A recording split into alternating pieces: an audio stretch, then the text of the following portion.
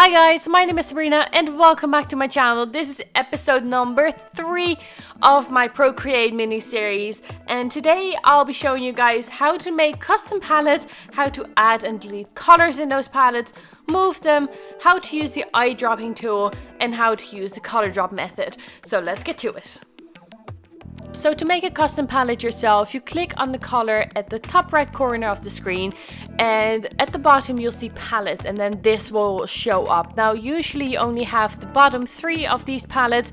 I've already made my own custom palettes. I wanted to have all Copic colors in there. So when you want to make your own palette, what you do is at the top of that screen you have the plus icon. So to make one, you click on the plus and it will show up on top. So when you scroll up, there it is. And to add colors to this, first you want to rename this. So to rename your actual custom palette, you go and click on the actual name and the keyboard will show up, and now you can add in your own name. So I'm just adding this as test for now. And to add in colors, what you do is you go to the color wheel, for example. You can also go to the other options, but I'm going to the color wheel as it's just a bit easier right now. And you can then pick the color you want, and once you've picked the color you want, what you do is you click on the actual area inside the palette. So right underneath the text is where the first block can go, and that is where you click. You can put it anywhere you like, but I start there. So now you can add in a number of different colors. You can add in the same colors or new ones and just fill the palette to your liking.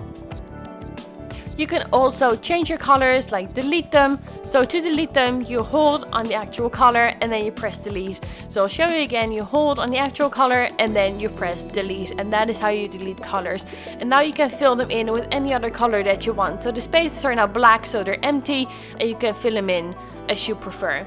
So next up is moving the palettes. So to move the palette, what you do is you hold on to the actual palette.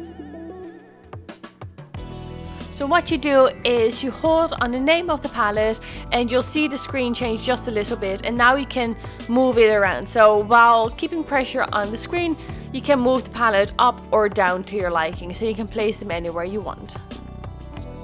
And if you decide that you're so unhappy with your palette, you want to get rid of it, to delete it, what you do is you swipe your palette to the left, just like layers, and right there in red is the delete option, so you can delete your palette. And it will ask for a confirmation before you actually delete it, but that's how you do it. So the eyedrop tool is something that I've been really looking for, and I couldn't really find it until it was pointed out to me as well. So the eyedrop tool you can find at the left corner. So in between the sliders you have a small little square, and that is your eyedrop tool. So when you click it, this circle will show up with the bottom has the current color and the top will have the new color. So wherever you put your pencil on the screen, while holding it, if you leave go, then it stops. It just selects the color that you've picked. So make sure you hold it if you want to get the right color.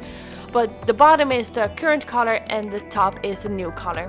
And you can see that once I leave go, that the new color is chosen, and it will show up in the top right screen. And last but not least is dropping a color into your selected work area. So for this to work, you have to make sure that the entire area is lined properly, that there are no gaps, because if you do, then it doesn't really work. And what you can do is you can try and color it in like this, but this will take a long time. So instead what you want to do is this. You go to the top right corner of the screen and you can see that there's the color that you've selected. So you move the color and you hold it, and you don't stay there for too long. You just press on it and immediately swipe it down to the area where you want it to work in. And that was it for today's video, guys. I hope you enjoyed it. If you did, please don't forget to hit that like and subscribe button down below, and I'll catch you guys next week. Thanks, bye.